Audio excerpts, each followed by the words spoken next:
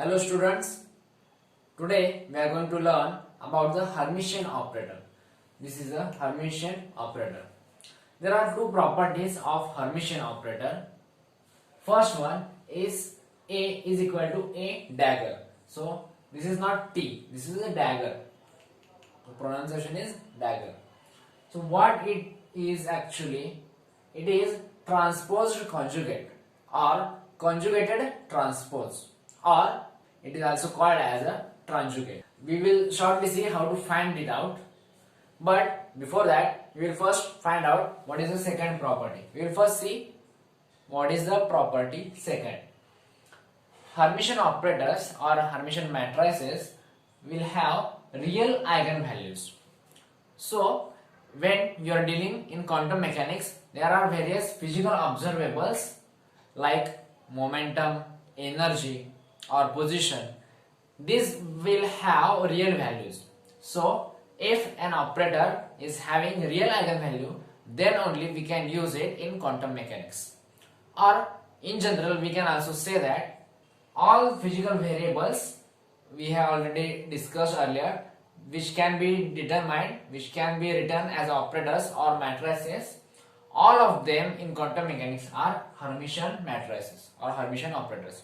In the last video we have seen linear operators, but most of the time we will discuss about the Hermitian operator, because all the physical variables which we use in quantum mechanics are Hermitian in nature. So now we will see what is meant by conjugate and how we can find it out. Suppose we take a matrix 1 0 I minus 1. So as we have told, it is transposed conjugate or conjugated transpose. So what does that mean? So either you have to take its transpose first and then we have to take its conjugate. Suppose this is matrix A, then we can write down A dagger is equal to conjugate of A and then its transpose, or first we can take transpose and then take, so this is conjugate of transpose or conjugated transpose, and this is transposed conjugate or transpose of the conjugate. So for this matrix I will find out how to find out the conjugate or transposed conjugate or conjugated transpose. So first we will transpose this matrix. So I will get its transpose AT, that is equal to, in transpose we interchange rows into columns and columns in rows. So our diagonal elements will remain as it is, but other elements will get shifted. This is just 2 by 2 matrix. In the same way we can try for 3 by 3 matrix. Okay, so for this matrix, transpose of this matrix is, I'll write here 1 minus 1, and then 0 will come at this position and I will go to that position. So here 0, here it is I. So I is nothing but square root of minus 1. I is square root of minus 1. So this is a complex number. Now we have to take its conjugate. So what does it mean by conjugate? Conjugate is changing I to minus I or minus I to I. Or we can say we have to change the sign of the complex part in that matrix. So conjugate of this matrix, this transpose, is equal to, I have written now this matrix as it is. 1 0 and minus 1 are real, so we will not change their sign. Now what is going to happen? I here it has positive sign, so it will become here negative, and so this is my dagger or this is conjugate of this original matrix. So how can we find out the Hermitian operator? They have A is equal to A transpose. Now look at this matrix. Are they equal? No, they are not equal.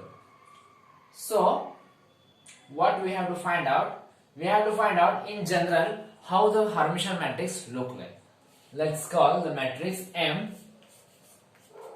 We will write first for 2 by 2 and then we will try to find out for 3 by 3. Suppose A and B, I have written diagonal elements. These are constants, real constants, and there is some C plus ID and C minus ID. Here A, B, C, D all are real constants and I is under root of minus 1. So this is complex number. This is complex number. So in general, here it can be anything, but this number should be complex conjugate of this number, or this number is complex conjugate of this number. So if we find out its transpose, what we will get? A and B will be as it is. This will go to this side. This will become C plus ID, and here it will be C minus ID. And again, what we will do? We will change the sign of I, or we can say we will take conjugate of these numbers. A and B are real, so it will not change. So this will become C plus ID. So this is same, and this will become C minus ID. So this is same. So in this case, M is equal to M dagger. So in general, this is the structure of any Hermitian matrix or Hermitian operator. So suppose we have to take 3 by 3 matrix. What you have to take in mind? All your diagonal elements should be real, and if here is any complex number, then its complex conjugate should be at its reflection, or we can say at its transposed position. Okay, so I will write one example here. Let's say H is the one Hermitian operator, and I will write 3 by 3 matrix. So I will write 3 real values here.